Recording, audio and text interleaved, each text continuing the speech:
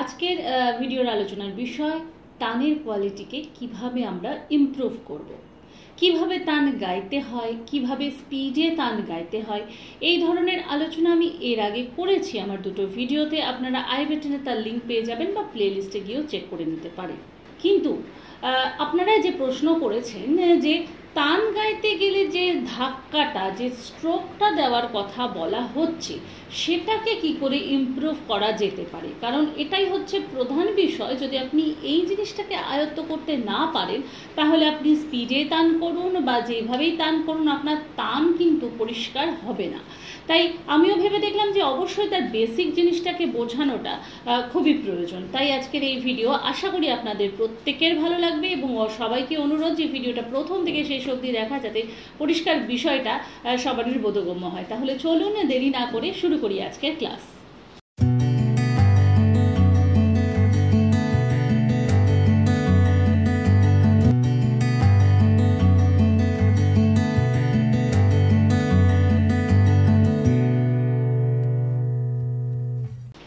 নমস্কার, আমি বাবলি বিশ্বাস আর আপনাদের স্বাগত আমার চ্যানেলে। প্রথম কথা হচ্ছে যে তান গাইতে গেলে যে বিষয়টা আমাদের খেয়াল রাখা উচিত, সেটা হচ্ছে যে একটা স্বর থেকে আর একটা স্বরের বা একটা স্বর যখন আমরা দুবার বলছি, তো তার স্ট্রোকটাকে খেয়াল করে গাওয়া। যেমন সা সা সা সা আ। এবার বক্তব্য হচ্ছে যে এই স্ট্রোকটা আমি দেব কি করে। তো খুব ভালো করে যদি আমরা খেয়াল করি যে সা সা সা সা আ, মানে আমি যে সা দিচ্ছি নিসা নিসা নিসা নিসা, সেক্ষেত্রে সা আ, এই ব্যাপারটা থাকছে।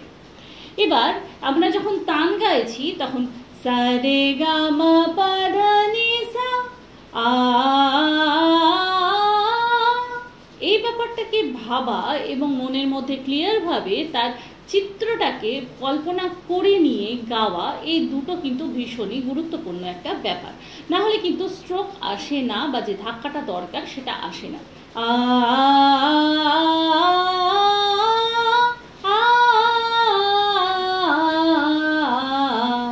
এই স্ট্রোকটাকে ধীরে ধীরে আগে কিন্তু আয়ত্ত করতে হবে। তার জন্য আপনি তাড়াতাড়িতে কোনো তানে ক্ষেত্র এটা আপনি আয়ত্ত করতে পারবেন না। তো যখনই আপনি চাইবেন যে সঠিকভাবে আপনি তান গাইবেন, সঠিকভাবে আকার গাইবেন, তখনই আপনাকে কিন্তু আগে ধীরে ধীরে এই বিষয়টাকে আয়ত্ত করতে হবে। তারপর আপনি কিন্তু ধীরে ধীরে টেম্পো বাড়াতে পারেন। এবার বিষয় হচ্ছে যে এই যে আমি প্রেশারটা দিচ্ছি, এই যে আমি ধাক্কাটা দিচ্ছি, এটা কি যখন দ্রুত লয়ে তান করব তখনও কি রাখা সম্ভব? অবশ্যই সেটা সম্ভব নয়। তখন কিন্তু ভলিউম এবং এই ধাক্কা দুটোই কিন্তু অনেকটাই কন্ট্রোলে করতে হবে, কারণ যে ওয়েটটা দিয়ে আমরা মধ্য লয়ের থেকেও যে কম লয়ে, অর্থাৎ বলা যায় যে বিলম্বিত লয়ে যে আমরা স্ট্রোকটা দিতে পারছি, সেটা দ্রুত লয়ে গিয়ে সম্ভব হবে না। তখন আমাদের সা রে গা মা পা ধা নি সা সা নি রা মা মা গা রে সা আ,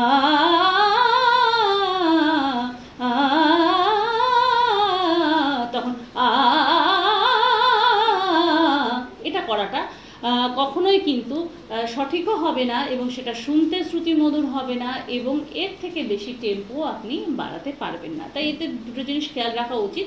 এছাড়াও স্পিডে কিভাবে তান করতে গেলে কি কি বিষয়ের ওপর খেয়াল রাখা দরকার, সেটাও কিন্তু আমি এর আগের ভিডিওতে বলে দিয়েছি। সেই ভিডিও কিন্তু অবশ্যই এই ভিডিও দেখে নেওয়ার পর আপনারা একবার চেক করে নেবেন। তাহলে এই ছিল বেসিক জিনিস যেটা আমাদের খেয়াল রাখতে হবে। এবার আমি আপনাদের সাথে একটা লেসন শেয়ার করে দিচ্ছি, যেটাকে প্র্যাকটিস করলে পরে কিন্তু আকারের এই প্রাথমিক ধাপটা, যেটা অনেকেই আপনারা বলা যেতে পারে পার করে উঠতে পারছেন না, এই স্ট্রোকটা দিয়ে উঠতে পারছেন না, তো অনেকাংশে হেল্প করবে আপনাদের এই লেসনটা প্র্যাকটিস করার পর, যে আকারটা সঠিকভাবে গাইতে আপনাদের অনেকটাই হেল্প করবে। তাহলে চলুন এবার সেই লেসনটা আপনাদের শেয়ার করি।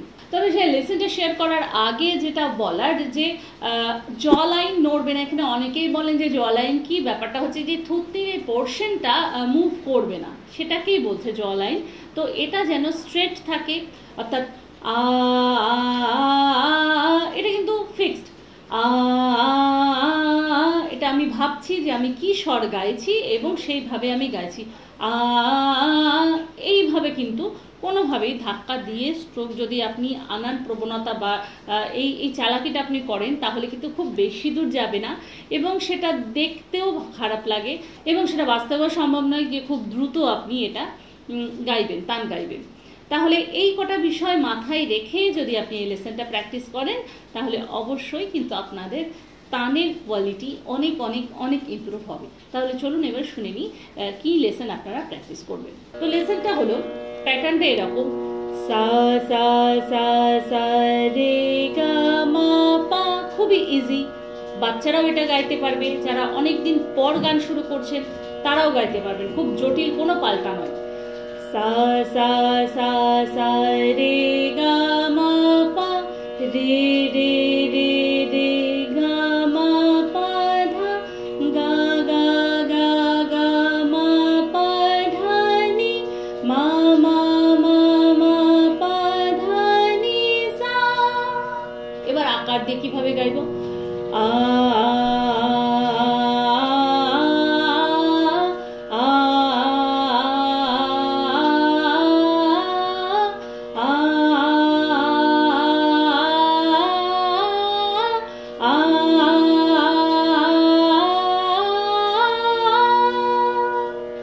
এবং এটা ভীষণই ইম্পর্টেন্ট যে আপনি গাইছেন কোন স্বর সেটা আপনি যেন ভিজুয়ালাইজ করতে পারেন, আপনি আপনার মনের দৃষ্টি দিয়ে যেন সেটা দেখতে পান। তাহলে চলুন আরোহটা আর একবার গাই।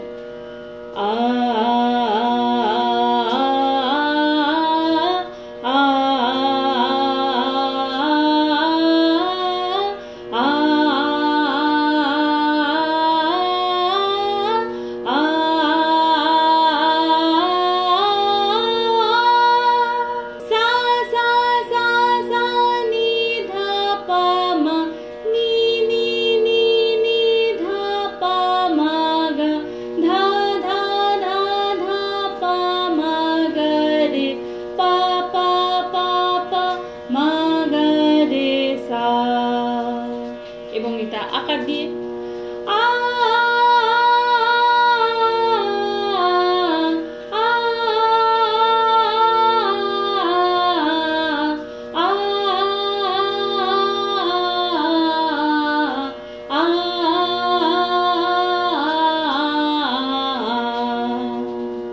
যখন এই স্ট্রোকটা আপনার গলার মধ্যে একদম ক্লিয়ার ভাবে আসছে এবং আপনি খুব কনফিডেন্ট যে আপনি ভালো মতন করতে পারছেন, এইবার আপনি এটারই টেম্পো বাড়াবেন। সা সা সা সা রে গা মা পা রে রে রে রে গা মা পা ধা গা গা গা গা মা পা ধা নি মা মা মা মা পা ধা নি সা। তাহলে কিভাবে?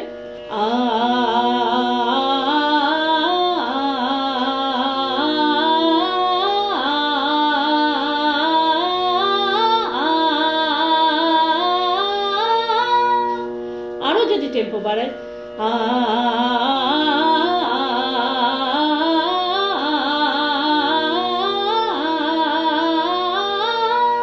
আরেকটু